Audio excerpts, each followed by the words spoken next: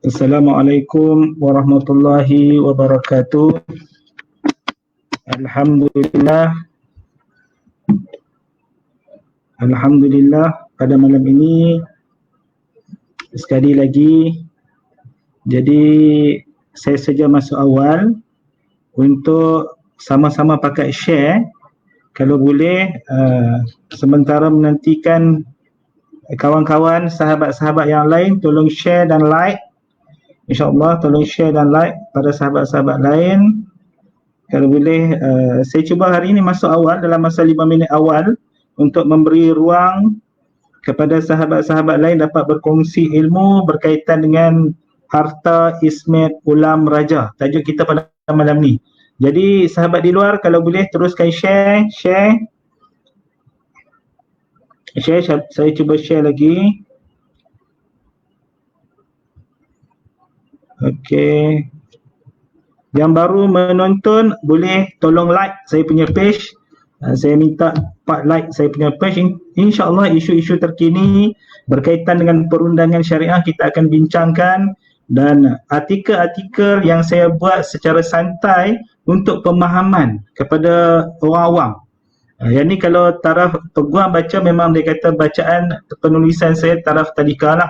Cuma saya buat penulisan ini hanyalah semata-mata nak bagi gambaran jelas supaya orang awam faham, dan rakan-rakan yang baru menjadi peguam syar'i ataupun pelajar-pelajar yang tumpuan utama, fokus utama penyampaian saya sebenarnya adalah untuk orang awam. Jadi kalau peguam-peguam yang ada, kalau ada kesilapan boleh insyaAllah boleh tegur saya direct, boleh message. Cuma saya nyatakan sekali lagi, penulisan saya hanya sekadar umum. Sekiranya perlukan sebarang penjelasan, boleh berjumpa dengan saya sendiri ataupun berjumpa dengan peguam-peguam saya sendiri ataupun berjumpa dengan peguam syar'i di tempat anda untuk berbincang lebih lanjut. Dalam situasi media sosial ini kita hanya mampu berbincang setakat yang umum, setakat yang asas, dan setiap peguam mempunyai pandangannya masing-masing. Itu perbezaan. A boleh jadi B, B boleh jadi C, C boleh jadi Z. Jadi perbincangan undang-undang ini sebenarnya amat meluas. Dia tidak tertumpu kepada satu aspek sahaja. Jadi sebagai peguam kebiasaannya dia akan mencari teknikal dan peruntukan undang-undang untuk mentafsirkan apa yang perlu dibuat oleh seseorang peguam tersebut. Jadi disebabkan itulah dalam FB live saya ini saya cuba untuk membuat kelainan, iaitu saya cuba menampilkan peguam-peguam super senior, peguam-peguam senior, peguam-peguam yang sedang meningkat naik, peguam-peguam yang junior, dan sekiranya mungkin saya akan jemput juga pelatih peguam syar'i dan juga pelajar-pelajar universiti yang baru menamatkan pelajaran pengajian di universiti, kerana fakta-fakta yang begitu detail lengkap di kepala. Dia berbeza dengan keadaan pelajar di universiti dan orang yang telah praktis. Dia ada situ sedikit perbezaan. Tetapi ilmu-ilmu yang mereka dapat begitu mantap, insyaAllah pada malam ini adalah siri yang ke-12. Siri yang ke-12. Pelbagai ilmu, bermula kita tentang keganasan rumah tangga, kita berbicara tentang talak, kita berbicara tentang new normal, kita berbicara tentang peguam syar'i dan nafkah tertunggak. Pada malam ini insyaAllah kita cuba berbicara tentang harta Ismet Ulam Raja. Apa yang dikatakan dengan sebagai harta Ismet Ulam Raja dalam perbincangan pada malam ini nak menjurus kepada pusaka Islam. InsyaAllah kita cuba perjelaskan secara mudah untuk difahami oleh orang awam. Jadi sekiranya ada apa-apa persoalan, insyaAllah boleh masukkan. Dan sahabat-sahabat yang di luar sana yang menonton FB live saya ini, kalau boleh, terima kasih kerana memberi sokongan kepada saya. Alhamdulillah disambut begitu baik, dan ada yang menyarankan kepada saya untuk menulis secara rasmi ataupun menulis secara detail, dan saya fahamkan sekali lagi bahawa penulisan saya hanya untuk pemahaman asas dan nak bagi orang awam faham. Itu penulisan saya. InsyaAllah saya cuba akan membuat secara detail, dan saya akan cuba membuat secara detail, dan mungkin saya akan buat secara simple. Itu adalah pengalaman-pengalaman yang dilalui oleh saya sepanjang saya beramal sebagai peguam syar'i, dan juga dari segi FB Live ini yang saya ambil nota-nota ini dan saya terjemahkan dalam bentuk penulisan, dan ada yang suka membaca dan ada yang suka menonton. Itu biasa, dia ada extrovert dan dia ada introvert. InsyaAllah kita ada satu lagi, dan kalau boleh penonton, tepat jam 10, saya ada 30 saat lagi untuk menjemput panel jemputan kita pada malam ini. Kalau boleh yang melihat FB Live saya pada malam ini, minta tolong share, minta tolong like FB saya. Ini adalah sebagai satu semangat kepada saya untuk mengajar ataupun untuk memberi panduan tentang undang-undang dari segi berdasarkan pandangan peguam yang ramai, pengamal undang-undang yang ramai. InsyaAllah itu adalah yang terbaik. Dan insyaAllah pada malam ini seorang peguam syar'i, iaitu penolong setiausaha Persatuan Peguam Syar'i Pulau Pinang, iaitu Ustaz Tuan Muhammad Razi bin Muhammad Rizdi, juga merupakan rakan kongsi di firma saya. Dan beliau telah beramal sebagai peguam syar'i ini dianggarkan lebih kurang dalam 13 ke 14 tahun. InsyaAllah kita cuba berbincang. Kalau tidak ada apa-apa persoalan yang tidak faham, boleh teruskan menaik di komen. InsyaAllah kita cuba menjawab sebanyak yang mungkin, insyaAllah. Jadi saya teruskan untuk menjemput Ustaz Razi, Tuan Razi ke talian. Assalamualaikum Ustaz Razi. Ya, waalaikumsalam warahmatullahi wabarakatuh. Okey. Okey, baik. Okey, bersedia nak? InsyaAllah. Okey, kalau boleh yang menonton pada malam ini minta tolong like page saya. InsyaAllah kita akan terus berkongsi segala maklumat tentang berkaitan dengan undang-undang, insyaAllah. Jadi tanpa untuk melengahkan masa lagi, saya nak tanya terus soalan, sebab pada malam ini kita akan membincangkan tentang harta Ismet Ulam Raja yang membawa maksud iaitu harta-harta pusaka, peninggalan pusaka. Jadi kita perlu nak penghuraian lebih jelas. Okey. Jadi kalau boleh Razi, apa yang perlu dibuat oleh seorang itu kalaulah selepas kematian beliau? Jadi dibuat oleh keluarga beliau ke, pasangan beliau ke, selepas kematian beliau. Baik, bismillah walhamdulillah wassalatu wassalamu ala rasulillah wa ala alihi wa sahbihi wa man walah. Yang saya hormati Tuan Moderator, Tuan Pengerusi, Tuan Syazril Khairi, rakan-rakan pendengar FB Live, Tuan Syazril Khairi Mustafa Official ni. Bila kita bincang tajuk harta Ismet Ulam Raja, pertama kali saya dengar tajuk tu pun saya dah nak seriau. Sebab Ismet Ulam Raja ni harta dia memang sangat banyak. Bukan setakat dalam Malaysia, sampai ke luar negara. Jadi saya cuba untuk cari di mana terletaknya harta Ismet Ulam Raja tu, sampai ke sudah tak jumpa. Okey, tapi kita berbalik kepada apa yang kita nak bincang berkenaan dengan dia lebih kepada pengurusan ataupun pentadbiran harta pusaka orang yang meninggal dunia. Tajuk pertama, isu pertama tentang bagaimana ataupun apa yang perlu dibuat apabila matinya seseorang itu. Bukan seseorang yang mati itu perlu buat, dia tak boleh nak buat apa dah, tetapi apa yang perlu diambil tindakan adalah daripada ahli warisnya. Yang pertamanya, perlulah ahli-ahli waris ini mengenal pasti harta apa yang ditinggalkan oleh si mati tersebut. Sama ada harta semasa ditinggalkan itu dalam milikan mutlak beliau, si mati, ataupun harta itu bercampur dengan harta orang lain, ataupun harta itu telah pun dilupuskan. Itu perlu untuk diambil kira oleh ahli-ahli waris kepada si mati tersebut. Ya, Tuan Syazril. Okey, yang pasti Tuan Razi boleh ya?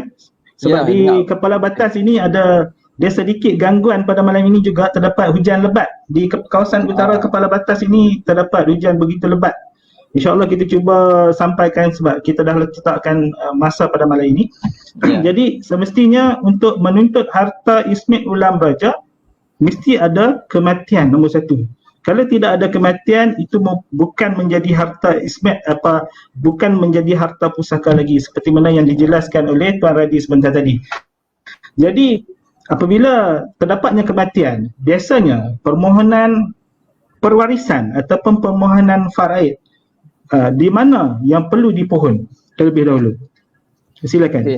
Berbalik kepada tadi, berkenaan dengan harta pusaka ni, secara tafsirannya harta pusaka ini adalah apa saja harta peninggalan si mati, sama ada harta itu berbentuk harta alih ataupun harta tak alih.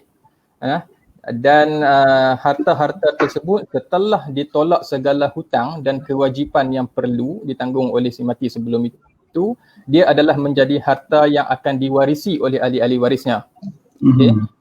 Dan ahli-ahli waris ini perlu untuk ditentukan siapa mereka. Jadi satu-satu permohonan untuk penentuan ahli waris dan juga bahagian yang akan ahli-ahli waris ini peroleh, pertama sekali perlu dibuat di mahkamah syariah. Sama ada di mahkamah rendah ataupun di mahkamah tinggi syariah, bergantung kepada nilaian harta tersebut. Nah, siapa yang boleh buat permohonan ini? Ahli waris itu sendiri, beneficiary yang akan menerima pewarisan daripada harta si mati tersebut. Cukup dengan seorang pemohon, tak perlu ramai-ramai, dan pemohon itu nanti akan turun untuk buat siasatan di hadapan hakim syar'i, dan beliau akan permohonan tersebut, perbicaraan ataupun siasatan tersebut akan ditentukanlah siapa ahli waris yang berhak dan juga kadar portion bahagian ahli-ahli waris yang lain akan peroleh. Jadi langkah pertama adalah dapatkan dulu penentuan ahli waris dan juga bahagian mereka di mahkamah syariah, di mana-mana tempat di mana pemohon itu bermastautin. Ya, dan kalau ikut dari segi pengetahuan kita, mahkamah syariah mungkin ada negeri-negeri yang tertentu bawah 100,000 hendaklah difailkan di mahkamah rendah syariah, manakala melebihi 100,000 ke atas hendaklah memfailkan di mahkamah tinggi syariah. Tetapi berbeza sedikit di Pulau Pinang. Di Pulau Pinang ni apabila terdapat satu sahaja peringkat kematian dengan jumlah 100,000 boleh difailkan di mahkamah rendah syariah. Mestilah bawah 100,000. Tapi kalaulah mempunyai aset sebanyak mana, namun kematian itu melalui ada dua peringkat, dia hendaklah difailkan di mahkamah tinggi syariah Pulau Pinang. Itu berbeza daripada negeri-negeri lain. Dan seterusnya saya nak tanya kepada Tuan Radi, macam mana kita nak tahulah, sebab kita asas kita tahu dari segi kematian ni dia mesti ada pewarisan, dia mesti ada faraid. Dan Tuan Radi pun ada habaq tadi, sesiapa sahaja boleh menjadi pemohon dan pemohon itu terhad kepada seorang. Nah, jadi kalaulah saya nak tanya, kalaulah kita kata kita dah tahu pemohon, kita dah tahu faraid, sekarang ni tentang harta, macam mana nak pastikan harta itu harta pusaka ataupun tidak? Boleh jelaskan? Okey. Yang pertama biasanya ahli waris sendiri yang terdekat dengan si mati, mereka lebih mengetahui apa-apa harta yang ditinggalkan oleh si mati tersebut. Di mahkamah syariah ni, urusannya adalah semata-mata untuk penentuan ahli waris dan juga bahagian yang mereka akan perolehi. Dia tak sampai ke peringkat pembahagian lagi. Sebab sebelum sampai peringkat pembahagian, perlu ditentukan dulu harta-harta si mati tersebut, sama ada harta itu dalam milikan beliau sendirian ataupun bercampur dengan harta orang lain. Contohnya dalam konteks harta sepencarian bercampur dengan pasangan beliau, ataupun harta yang beliau pernah hibahkan sebelum itu. Jadi telah hibah itu belum lagi disahkan, tapi dia telah pun pada asasnya 50% ataupun selangkah kaki menjadi milikan orang lain. Ataupun ada wasiat daripada si mati tersebut. Jadi sebelum penentuan harta itu dibuat di mahkamah syariah, ahli waris perlu mengenal pasti harta-harta tersebut. Biasanya memang ada dalam pandangan itu semua orang akan lalu. Jadi kadang-kadang biasanya kalau ikut segi kebiasaan, apabila terdapat satu peringkat kematian ataupun banyak pun kematian, boleh diteruskan, difailkan di pejabat pusaka kecil. Tetapi biasanya kita ni sebagai peguam syar'i dan kita beramal di mahkamah syariah, untuk memastikan ahli waris itu sah dan wujud, biasanya kita akan memfailkan satu permohonan ataupun tuntutan ataupun permohonan faraid, iaitu permohonan perwarisan yang menentukan ahli waris berserta dengan kadarnya bagi pihak-pihak sekiranya ada tercicir ataupun tertinggal dari segi mungkin atau terhalang, boleh ditentukan oleh mahkamah syariah. Jadi soalan seterusnya kepada Tuan Radi. Okey, jadi kita dah bicara tentang bidang kuasa mahkamah syariah tentang faraid terlebih dahulu dan pewarisan terlebih dahulu. Mungkin di luar sana tertanya-tanya kenapa kita tak bincang dengan jabatan-jabatan lain dan sebagainya. Kita terus kepada mahkamah syariah. Penjelasan kita pada malam ini hanya untuk pemahaman asas dan basic orang awam. Kalau nak penjelasan detail, iaitu kita kena ada satu conference ataupun kita ada seminar untuk menjelaskan tentang isu ni. Just kita nak bagi gambaran ke mana yang perlu. Ya, kita kena ada convention sekali lagi. Jadi seterusnya soalan saya. Jadi Mahkamah Syariah dah ada. Jadi apakah bidang kuasa agensi-agensi yang terlibat berkaitan dengan harta pusaka ini? Silakan. Baik tuan, pada asasnya ada 3 agensi yang menguruskan pentadbiran harta pusaka ini. Dia bergantung kepada nilaian ataupun bergantung kepada nilaian dan juga jenis harta tersebut. Harta simati itulah harta pusaka tersebut. Semuanya ketiga-tiga agensi ini berdasarkan tiga undang-undang yang menjadi punca kuasa dan memberi kuasa kepada tiga-tiga agensi ini. Bagi harta yang nilaiannya ataupun sebelum itu kita pecahkan kepada harta, jenis harta pusaka ni dia ada dalam 3 kategori. Harta pusaka biasa, harta pusaka kecil dan juga harta pusaka yang harta ta'alih, harta alih yang bawah nilaian 600,000 tu. Okey, bagi harta pusaka yang melebihi nilai 2 juta ringgit dan ke atas, sama ada harta alih ataupun harta ta'lih yang bercampur, termasuk juga harta berwasiat, dia adalah di bawah bidang kuasa Mahkamah Tinggi Malaya ataupun Mahkamah Tinggi Sivil untuk permohonan itu didengar. Dan bagi harta pusaka kecil, yang ini yang biasa program-program syar'i terlibat, adalah harta pusaka sama ada harta alih ataupun harta ta'alih yang bercampur di bawah nilaian 2 juta ringgit ataupun harta ta'alih saja di bawah nilaian 2 juta ringgit. Dan permohonan ini perlu dibuat di pejabat pusaka kecil. Pejabat tanah dan galian. Dan manakala yang ketiganya punca kuasa adalah Akta Perbadanan Amanah Raya, yang mana yang menguruskan harta pusaka, harta alih sahaja, sama ada dalam berbentuk wang tunai ataupun simpanan di bawah nilaian RM600,000 Malaysia. Dan permohonan ini terus boleh dapatkan LA ataupun Grant Letter of Administration daripada Amanah Raya sahaja. Dan ketiga-tiga agensi ini juga kebiasaannya memang memerlukan kepada sijil faraid daripada Mahkamah Syariah bagi penentuan siapakah ahli waris dan juga bahagian yang akan mereka perolehi. Jadi sebelum walau apapun ketiga-tiga agensi berbidang kuasa untuk memutuskan dan mendengar pembahagian harta pusaka ini, Mahkamah Syariah juga perlu dilibatkan dan memang terlibat untuk penentuan ahli waris dan juga bahagian pihak yang akan dapat. Okey, ada sedikit saya cuba buat tambahan sini sebab tentang harta pusaka kecil, tentang pejabat pusaka kecil begitu jelas. Sekiranya ada harta alih dan tidak alih di bawah 1 juta, kita akan filekan di pejabat pusaka kecil. Manakala bawah 2 juta tadi yang seperti pernah terangkan tadi 2 juta. Jadi yang melebihi 2 juta ke atas difilekan di Mahkamah Tinggi Sivil. Tetapi pindaan kepada akta pusaka kecil ini yang menaikkan kepada 2 juta tidak tertakluk kepada Amanah Raya. Amanah Raya tidak meminda akta, kekal di bawah harta alih sebanyak 600,000, masih lagi di Amanah Raya.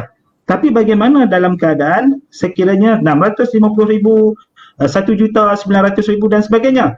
Dan di sini sebenarnya ada kelompangan sekiranya tidak ada undang-undang yang berkaitan dengan keadaan harta tersebut dibicarakan terus ke Mahkamah Tinggi Sivil lagi. Jadi bidang kuasa itu jatuh kepada Mahkamah Tinggi Sivil. Ini secara asasnya sahaja.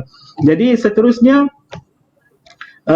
saya nak tanya kod yang melihat kita pada malam ini nak bersoal, tanya soalan, boleh type. InsyaAllah kita akan bersiaran lebih kurang dalam 3 minit sebab ke malam ini keadaan cuaca yang tidak begitu mengizinkan, dan saya percaya di luar sana ramai yang melihat, menonton, dan ada yang rating tertinggi di antara kita yang melihat FB Live ini. Dan kalau boleh share FB Live ini, dan kalau boleh minta tolong like page saya untuk disebarkan, insyaAllah ilmu dikongsi bersama. Dan saya nak tanya kepada Tuan Radhi, kenapa faraid dijadikan pengurusan terakhir dalam pengurusan pusaka?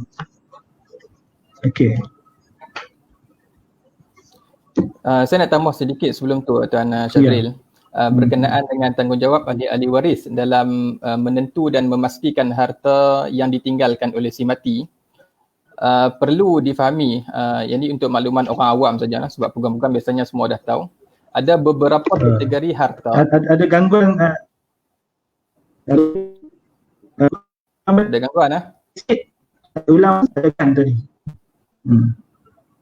Ya Tuan, boleh dengar? Boleh. Clear. Okey, teruskan. Silakan. Saya cuma nak tambah sebelum berkenaan dengan penentuan harta pusaka tersebut.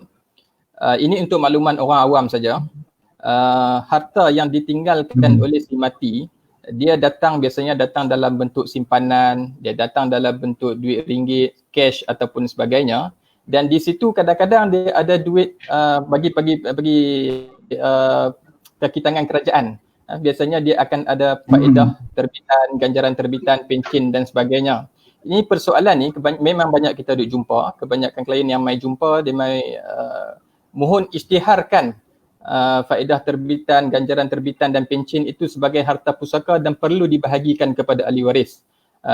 Ini untuk makluman orang awam saja bahawa ganjaran dan faedah terbitan yang daripada JPA ini dia bukan harta pusaka.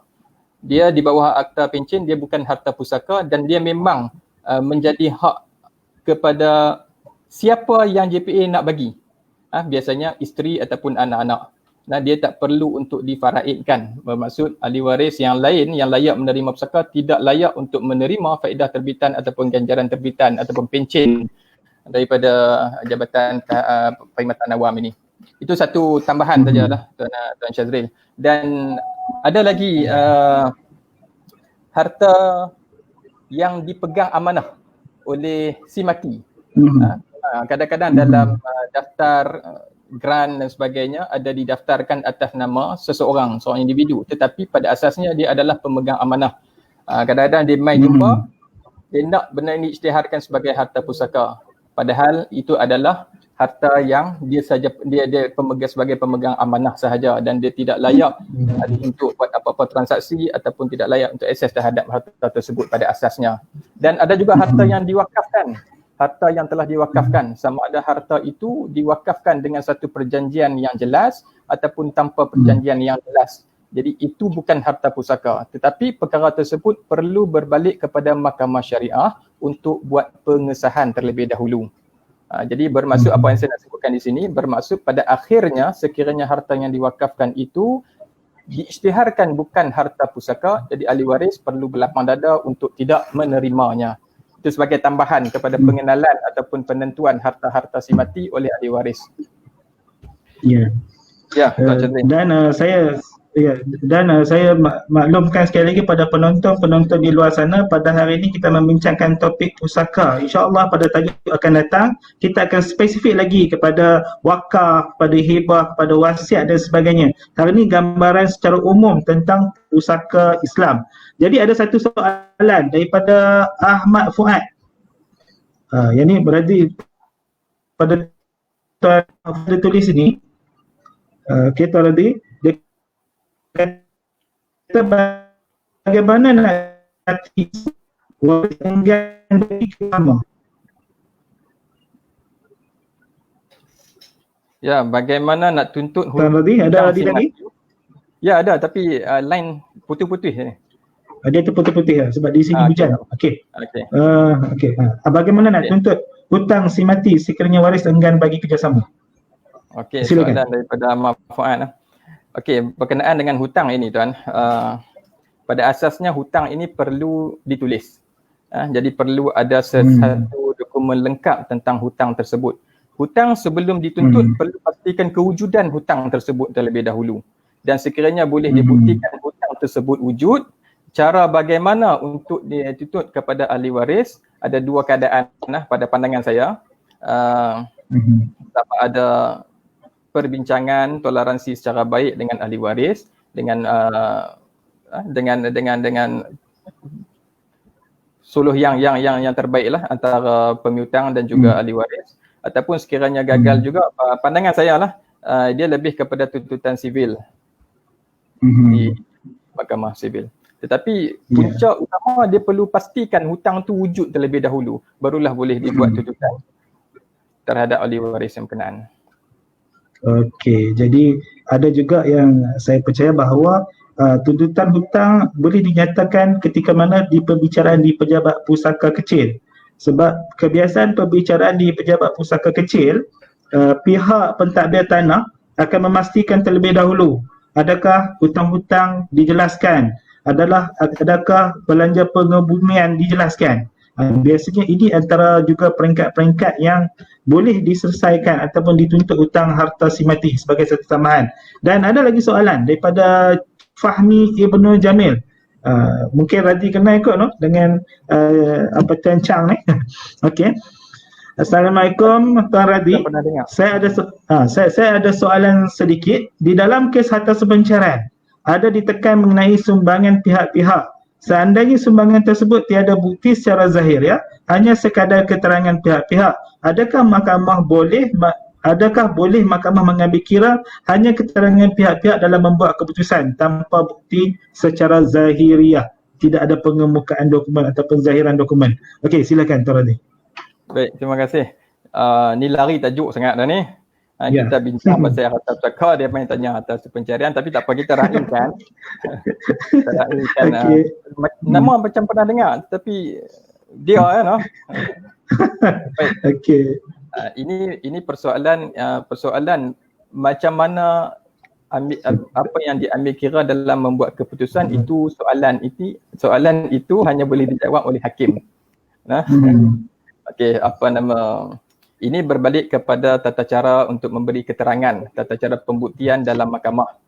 Dalam apa-apa kes termasuk dalam harta sepencarian ini, setiap dakwaan perlu dibuktikan dan pembuktian itu dia datang dengan pelbagai bentuk, sama ada dokumentasi ataupun penyaksian. Penyaksian ataupun dokumentasi. Ada dua kaedah pembuktian dalam mahkamah. Dan sekiranya kedua-duanya tidak ada, dia berbalik kepada dia atas hakim sebenarnya untuk tentukan dakwaan pihak yang mendakwa tersebut.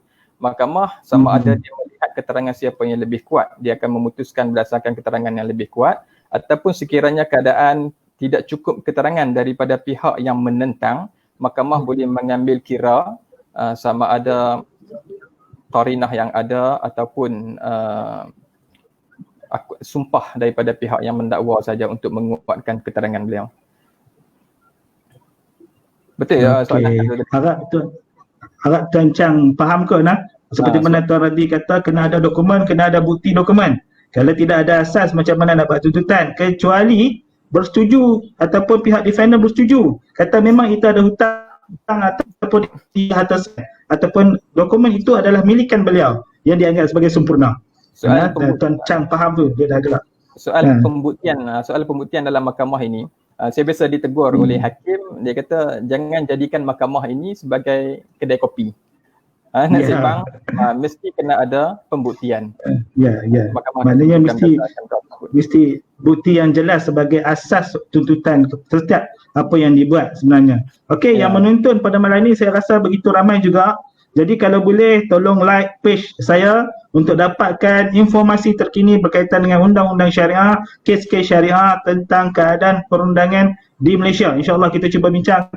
Dan jemputan-jemputan saya bukan setakat dalam negeri Kedah, Pulau Pinang. Kita ambil ataupun kita raikan rakan-rakan sahabat-sahabat saya daripada sehingga ke Brunei. InsyaAllah kita cuba berbincang berkaitan dengan perundangan syariah. Dan asasnya hanyalah untuk pengetahuan asas. Kalau boleh minta tolong share dan like page saya. Dan seterusnya saya nak tanya soalan lagi. Apa yang perlu sekiranya sebagai seorang peguam ini, maknanya ada orang yang datang minta nasihat. Kalaulah seorang tu datang minta nasihat kepada seorang peguam tentang pengurusan pusaka, apa yang perlu dibuat oleh seorang peguam tersebut? Silakan Tuan Radhi. Baik, ini bagi saya situasinya belum lagi ada kematian. Mungkin seseorang nak dapatkan nasihat peguam untuk nasihat tentang pengurusan harta yang perlu beliau lakukan. Okey, di sini peranan peguam sebenarnya dalam menyebarluaskan ilmu berkaitan dengan pengurusan harta pusaka ini. Kita sebelum dalam pengurusan harta pusaka ini, sebelum pergi kepada faraid dan sebagainya, dia ada hibah, dia ada wasiat. Dan kebanyakan orang mai tanya untuk dapatkan pengurusan harta pusaka ini, dia tumpu kepada dua perkara itu saja, hibah ataupun wasiat. Dan majoritinya pergi kepada wasiat sebab dia nakkan harta itu bertukar tangan ataupun dipindah milik kepada orang yang dia nak bagi berkuat kuasa selepas kematian beliau sahaja. Kebanyakan begitu. Jadi dia perkara tersebut akan berbalik kepada hukum wasiat. Dan di sini peranan peguam untuk menjelaskan sejelas-jelasnya kepada orang awam tentang definisi sebenar hibah, definisi sebenar wasiat, kesannya dari segi hukum syarak dan undang-undang. Terang bagi orang awam tersebut faham implikasi tindakan yang akan beliau akan ambil itu. Ya, kerana hibah dan wasiat kedua-duanya adalah pemberian pindah milik, tetapi berbeza dari segi tempoh bidang kuasa dan juga kadarnya. Ada orang mai, kita biasa jumpa, kebanyakanlah mai nak serahkan satu-satu harta beliau kepada seorang anak, seorang ahli waris ni saja. Dan dia nak benda tu buat dalam bentuk wasiat, iaitu yang berkuat kuasa selepas kematian beliau. Tetapi apabila kita tanya adakah ada persetujuan daripada ahli waris yang lain untuk dibuat pindah milik tersebut, katanya ada yang menentang dan sebagainya. Kebiasaannya kalau nak serah kepada seorang tu mesti ada sebab biasanya macam itulah. Mesti ada yang tak ngam dengan salah seorang yang lain, ataupun dia tak ada waris lelaki, tak ada waris asabah yang akan perhabis harta dia. Jadi dia akan wasiatkan harta tu kepada sama ada anak dia tu anak perempuan dan sebagainya lah. Jadi di sini peranan peguam nasihatkan dia, terangkan kepada dia apakah wasiat kepada orang Islam tu boleh dibuat kepada ahli waris ataupun tidak, dan berapa kadar yang boleh dibuat wasiat tersebut. Dan cadangan ada wasiat ataupun hibah bergantung kepada peguam tersebut untuk menasihatkan secara jelas dan juga berhikmah terhadap orang awam tersebut. Pengurusan harta ini dia tidak terhad kepada peguam syar'i dan orang awam yang akan melaksanakan. Dia mestilah melihat kepada orang yang akan terkesan dengan pemberian tersebut, sama ada ahli waris dan juga pelanggaran hukum syarak pun kena ambil kira juga. Sebab hukum syarak dan juga nas qat'iyah Al-Quran ni tidak saja-saja menyatakan dan pembahagian hukum faraid yang kita ada ni, tidak saja-saja. Dia mesti ada satu sebab yang dia akan datang dengan hikmah tersebut. Jadi peranan peguam nasihatkan secara jelas, nasihatkan secara adil. Kerana tuan, pengalaman saya bisa jumpa satu kes tu didaftarkan di bawah kes pengesahan wasiat. Dan agreement wasiat tersebut dibuat oleh satu syarikat lah. Dan kalau tak silap saya, orang yang mengendalikan syarikat itu juga saya tak ingat siapa lah, tapi begitu. Wasiat tersebut ada dalam satu wasiat tersebut menyatakan satu hutang yang tidak wujud oleh ahli waris, oleh waris kepada pembuat wasiat. Hutang yang tidak wujud, dia mengisytiharkan satu hutang yang tidak wujud, maksudnya dia berhutang dengan ahli waris dengan sekian banyak, dan jumlah yang dia hutang itu adalah jumlah harta yang terakhir yang dia ada. Apa tujuannya? Tujuannya adalah supaya harta dia itu tidak balik kepada atau tidak berpindah kepada ahli waris yang lain.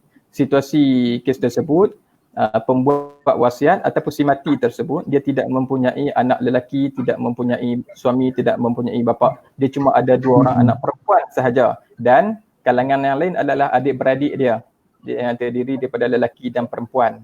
Dan bila kita semak ada hubungan yang tidak baik, tak ngam dengan adik-beradik yang lain. Jadi dia enggan untuk harta dia ini dipindah ataupun dialihkan kepada ahli waris ataupun adik-beradik dia. Dia buat satu pengisytiharan bahawa dia berhutang dengan anak-anak beliau yang 2 orang itu sebanyak satu sekian banyak. Dan jumlah itu adalah jumlah harta beliau terkumpul setakat kematian beliau lah. Jadi bila kita masuk pengesahan wasiat, setelah kita selidiki, kita terpaksa batalkan pengisytiharan tersebut dan mahkamah menafikan ataupun menolak pengisytiharan tersebut. Tetapi mahkamah mengambil kira wasiat sebab dia telah mewasiatkan 1/3 daripada keseluruhan hartanya kepada cucu-cucu beliau. Yang itu mahkamah dah buat pengesahan. Apa yang saya nak sebutkan di sini adalah pihak yang membuat pengurusan, pihak yang mengendalikan pengurusan harta orang awam perlulah jujur, perlulah amanah dan adil dalam memberi nasihat dan menentukan apakah yang patut dilakukan oleh orang awam tersebut. Ini nasihat kepada anak kuat dan kepada saya sendirilah supaya kita tidak terleka. Okey, begitu gambaran yang cukup jelas. Dari segi pusaka Islam ini dia sebenarnya berangkumi satu instrumen yang cukup luas yang kita ini sebagai peguam syar'i yang sentiasa mendokong faraid. Kita tidak menafikan faraid, kita mendokong faraid, tetapi faraid ini adalah jalan terakhir. Sekiranya tidak ada instrumen-instrumen lain, pindah milik lain ataupun pesanan lain, amanat lain. Dan ada 3 perkara yang selalu menjadi pertikaian ataupun perbincangan, iaitu hibah, wasiat dan wakaf. So pada malam ini saya nak sentuh sikit tentang kita akan adakan slot khas berkaitan dengan hibah, kita akan adakan slot khas berkaitan dengan wasiat dan kita akan adakan slot khas berkaitan dengan wakaf. Cuma pada malam ini saya nak minta jasa baik Ustaz Radhi, Tuan Radhi, terangkan sedikit sebenarnya apa dia hibah ni, bagi gambaran secara umum, bagi faham apa dia hibah. Saya baru saya akan tanya tentang wasiat. Tentang hibah dulu, apa dia hibah?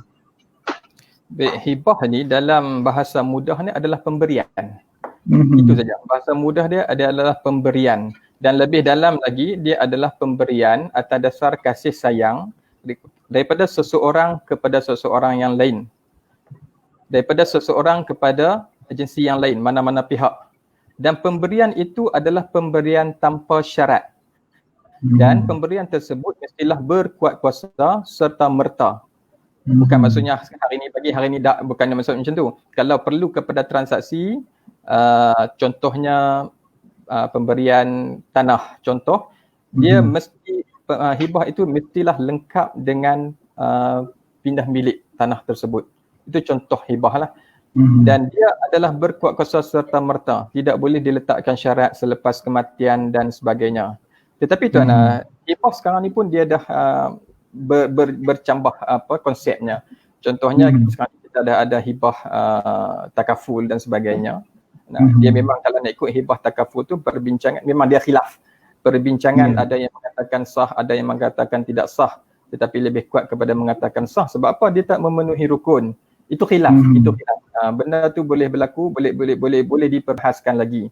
Sebabnya penerima tidak melakukan akad penerimaan semasa hibah itu berlaku, dan harta yang dihibahkan juga belum lagi wujud sepenuhnya, belum dalam milikan mutlak pemberi, contohnya begitu. Tetapi ada khilaf, ada perbincangan. Takaful sendiri pun mereka ada panel syariah mereka, dan kita percaya mereka ada nasihat ataupun ada sumber yang jelas untuk mereka menghukumkan bahawa benda itu sah, dan kita tidak pertikaikan, kita kena raikan sahaja. Cuma apa yang kita nak sebutkan, hibah adalah pemberian yang mesti berkuat kuasa serta merta. Dan itu perlu kita jelaskan kepada anak guam, kepada orang awam yang datang mendapatkan nasihat tentang hibah ini. Tidak boleh untuk meletakkan syarat selepas mati baru nak bagi, dan mati bagi sekian banyak-banyak ni kena bagi balik, kena ada pulangan, kena ada balasan sebagainya. Itu tak termasuk ataupun terkeluar daripada konsep hibah itu sendiri. Secara asasnya lah. Panjang pun nak cakap. Tak apa, jadi sekurangnya faham apa yang dimaksudkan dengan hibah, dan perbincangan tentang hibah, tentang hukum, tentang macam mana keadaan jawatan kuasa dan sebagainya berkaitan hibah rukbah, hibah yang berdasarkan cagaran, hibah yang dipulangkan kepada manfaat, itu dalam siri lain. Dan sesiapa yang melihat page saya ini, FB Live saya ini, teruskan share kepada sahabat-sahabat lain, dan sekiranya boleh nanti tolong like page saya, insyaAllah semua informasi terkini kita akan beri. Dan ada, sebelum saya nak tanya tentang wasiat, ada nak tambah ke? Sikit tambahan pasal hibah. Okay. Ini yang saya alami ataupun saya saksikan sendiri, satu keadaan. Hibah ni dia ada satu pemberian daripada seorang kepada A kepada B lah contoh. Razi kepada Syazril. Kita bagi nama lah senang. Saya terima. Okey. Okey. Bila pemberian itu berlaku, bila pemberian itu telah pun sempurna, dia bukan ada transaksi apapun, dia cuma bagi satu benda. Ya, bila bagi B mati, meninggal dunia. Syazril na'udzubillah meninggal dunia, dan selepas kematian dia, pemberi itu mengambil balik barang yang dia telah hibahkan. Dan ini satu perkara yang bagi kebanyakan orang tak ada apa-apa. Sebab apa? Benda itu nilainya kurang. Nilainya mungkin tidak ada nilai bagi sesetengah orang yang lain. Tetapi sebenarnya semasa kematian Syazril, semasa kita pun nama orang lain, tak pasal-pasal saya mati ni. Semasa kematian si fulan tersebut, benda yang telah dihibahkan dia adalah milikan si fulan tersebut. Tak boleh diambil balik. Hibah hanya boleh ditarik balik oleh bapa kepada anak sahaja. Ataupun hibah usul kepada furuk. Dan ada perbahasan sampai kita mak, tok wan apa semua tu boleh tarik balik. Tapi yang biasa kita jumpa, bapa kepada anak saja yang boleh tarik balik hibah. Orang lain kalau dah bagi hibah tak boleh ambil balik.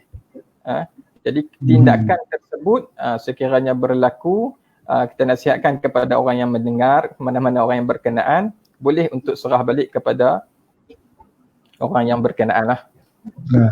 Ada yang bagi tanda sedih di situ, sedih contoh tu dia kata macam tak patut bagi contoh macam tu. Kan apa ini sekadar contoh insya-Allah. Kan? Kita nak bubuh nama orang lain takut mengumpat. Okey. Kita sama-sama. Ada satu soalan kita cuba bincang tengok kalau boleh Tuan Radhi tolong jawabkan. Daripada Omar Mukhtar, bagaimana nak jamin kesejahteraan anak Guam yang bimbang jika terus hibah rumahnya kepada anaknya? Bimbang kena halau dan umumnya hibah amanah ini ada mahkamah yang menolak. So bagaimana cara untuk secure interest klien kita and the same time menjaga hukum syara? Okey, silakan.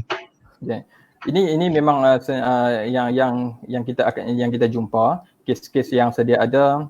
Hibah ni orang hibah apa Tuan? Hibah bersyarat ke?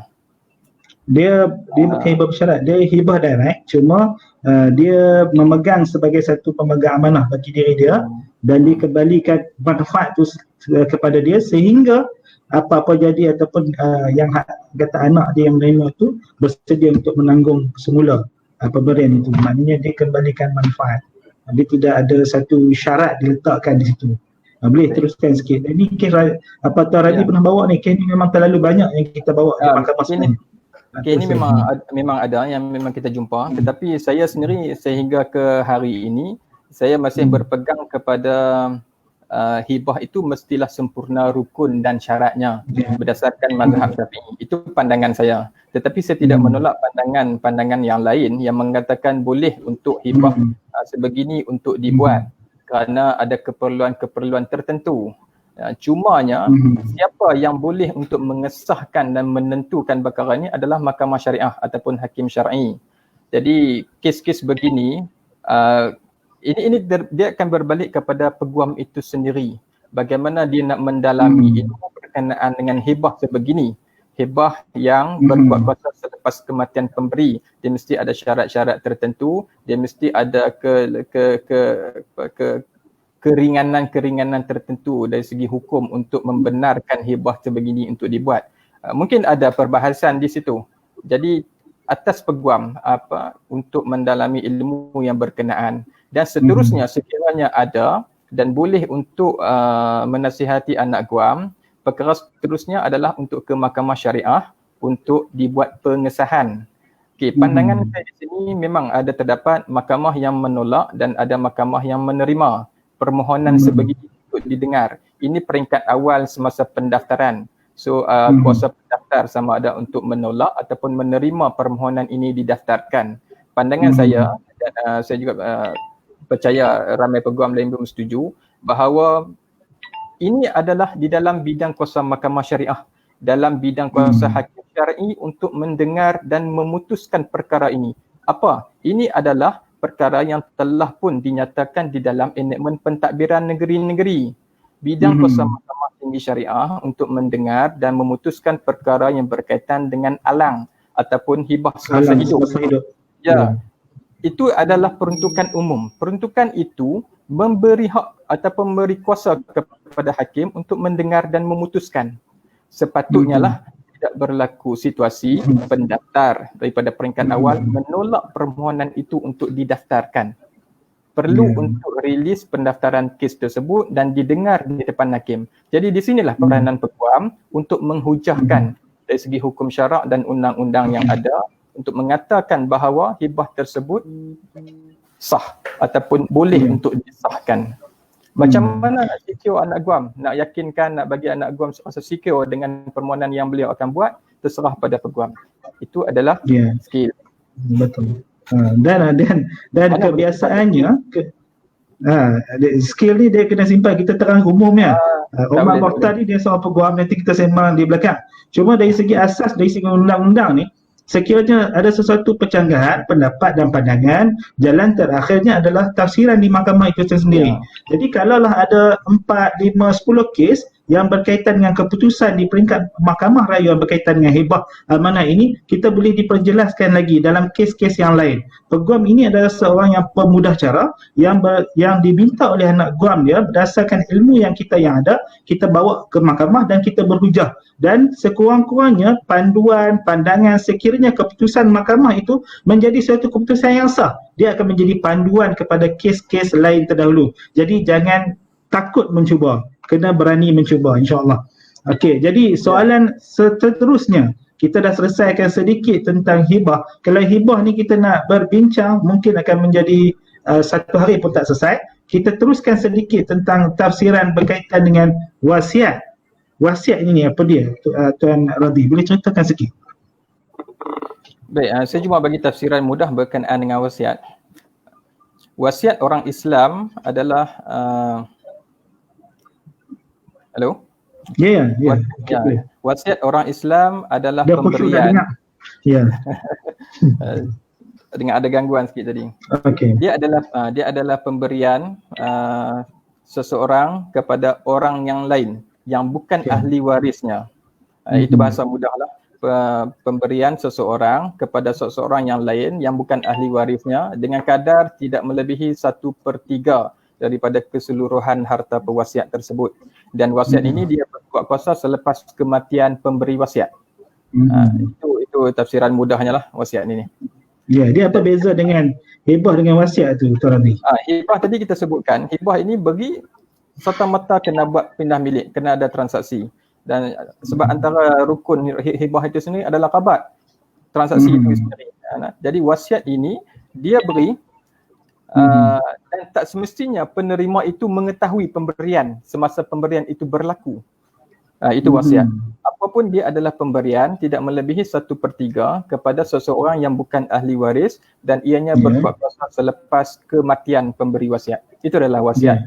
Tafsiran mudahnya yang kita amalkan. Ya. Ada suara-suara yang kata waris wasiat ni kepada bukan ahli waris tetapi menjadi manisan ataupun menjadi sebutan di mulut orang Melayu, yang Melayu Malaysia selalu kata, aku nak mati meninggalkan wasiat kepada anakku yang sulung, kepada anakku yang kedua. Bagaimana dengan keadaan wasiat kepada ahli waris ini? Adakah diterima ataupun ditolak? Okey, wasiat kepada ahli waris dia tidak ditolak secara mutlak. Dia bukanlah bermaksud wasiat itu tidak sah secara mutlak. Dia kerana wasiat ini boleh untuk disahkan dan boleh menjadi sah sekiranya ahli waris yang lain bersetuju dan tidak membantah terhadap wasiat tersebut. Maksudnya keseluruhan ahli waris yang layak menerima pusaka yang mana mereka telah ditentukan oleh faraid, Mahkamah Syariah dah tentukan, Sijil Faraid dah katakan ini ahli waris, keseluruhannya bersetuju untuk wasiat itu disahkan. Jadi wasiat tersebut boleh untuk disahkan. Dia cumanya kita sebagai peguam, kita perlu nasihatkan daripada awal, wasiat kepada ahli waris adalah tidak sah. Kita kena jangkakan sebegitu sebab itu adalah hukum asalnya. Ya, dari pemahaman pun dari segi asas wasiat ini sebenarnya yang dikatakan dalam Quran ini kepada bukan ahli waris. Seperti mana yang dikatakan oleh Tuan Radhi itu, jelas bahawa kalau orang tanya tentang wasiat ni, sebenarnya wasiat ini tidak sah kepada ahli waris. Dia hanya sah kepada bukan ahli waris. Kecuali lah ahli waris seperti mana yang dikatakan oleh Tuan Radhi tadi, ahli waris bersetuju dengan wasiat tersebut, maka wasiat itu dapat disahkan sebagai satu wasiat yang sah dan sebagai satu untuk transaksi pindah milik yang sah selepas kematian. Jadi ada soalan satu lagi, baru terima soalan. Mungkin kita dah sampai ke minit 50, sepatutnya kita bersiaran 30 minit dan kita lajakkan lagi. Daripada Mira Azmi, kan? Okey, Assalamualaikum Tuan. Sejauh mana hibah menjamin hak ahli waris? Bolehkah hibah ditarik balik kerana penghibah si mati telah menghibah jumlah yang tak munasabah kepada adik-beradik si mati, sehingga menyebabkan anak dan isteri si mati terpaksa hidup terkontang-kanting. Okey, boleh teruskan? Okey. Silakan. Hibah, nak menjamin hibah ini, nak menjamin ke ahli waris. Tengok dulu, ahli waris itu wujud ke wujud lagi? Belum wujud sebenarnya, sebab belum ada kematian. Ini cerita pemberi itu masih lagi hidup dan dia berkeupayaan untuk melakukan apa saja harta beliau. Nak bagi kat siapa, nak belanjakan ke mana, nak simpan saja, ikut dia. Soal dia nak fikir apa akan jadi kepada ahli waris, wallahu alam, itu kita serahkan kepada beliau. Nah, sebab hibah itu sendiri hukum asalnya adalah diharuskan, dibenarkan untuk sesiapa saja bagi kepada sesiapa saja dengan sebanyak mana harta yang beliau ada. Jadi macam mana kita nak secure ahli waris ni sekiranya hibah itu berlaku? Memang tidak ada jalan. Sekiranya hibah itu memang sah dari segi hukum syarak, rukun dan syaratnya telah pun dipenuhi dan hibah itu perlu untuk dilaksanakan. Dan sekiranya terjadi sampai satu peringkat si mati meninggalkan harta, meninggal dunia tanpa apa harta kepada ahli waris, itu yang akan ditanggung oleh ahli waris. Sebab hibah tidak boleh dibatalkan, tidak boleh ditarik balik kecuali bapa kepada anak. Itu sahaja. Okey. Jadi hari ini kita jelas tentang pusaka Islam dan insya-Allah siri-siri akan datang kita akan bincangkan lebih luas. Dan untuk 1 minit saya bagi peluang last untuk Tuan Radhi, 1 minit untuk penggulungan perbincangan kita pada malam ini, insya-Allah. Silakan. Baik, sepatutnya saya sebut daripada awal berkenaan dengan pengurusan harta ini. Sebelum harta-harta si mati ini difaraid ataupun dipusakakan, perlulah ahli waris yang sedia ada, terutama yang terdekat, memastikan harta si mati yang ditinggalkan itu tidak digunakan sewenang-wenangnya. Yang pertama dari segi pengurusan jenazah. Dari segi pengurusan jenazah si mati, perlu kita ingat dan ambil perhatian bahawa pengurusan jenazah itu hanyalah bermula daripada kematian, saat kematian si mati sehinggalah selesai pengebumian. Ini apa yang saya nak maksudkan, tidak boleh ataupun tidak sewajarnya berlaku harta si mati walaupun sedikit diambil untuk kegunaan. Ini yang amalan kita duk berlaku tuan, kenduri tahlil, kenduri 3 malam, 7 malam dan sebagainya, yang menggunakan sebahagian ataupun sebahagian harta si mati tersebut untuk urusan ataupun untuk tujuan kenduri tersebut. Kita tidak mengatakan tahlil tak boleh, kenduri itu menggunakan harta si mati. Ini perlu diambil kira oleh ahli-ahli waris kerana di situ ada hak ataupun ada bahagian orang lain. Itu yang pertamanya. Kemudian selepas selesai sahaja urusan pengebumian si mati, perlu ambil kira yang keduanya adalah hutang sekiranya ada. Nah, hutang-hutang si mati itu menjadi tanggungjawab ahli waris untuk memastikan ataupun tidak hutang si mati, dan sekiranya ada perlu dilangsaikan menggunakan harta si mati tersebut.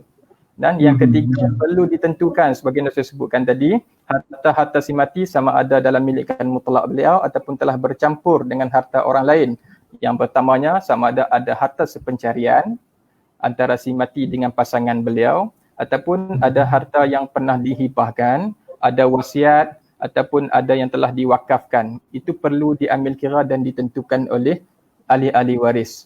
Kemudian yang terakhir barulah kepada kita tentukan faraid ataupun pembahagian pusaka harta tersebut. Okey. Ya, insya-Allah. Terima kasih kepada Tuan Radhi dan seperti mana yang saya nyatakan sekali lagi, kalau boleh tolong share.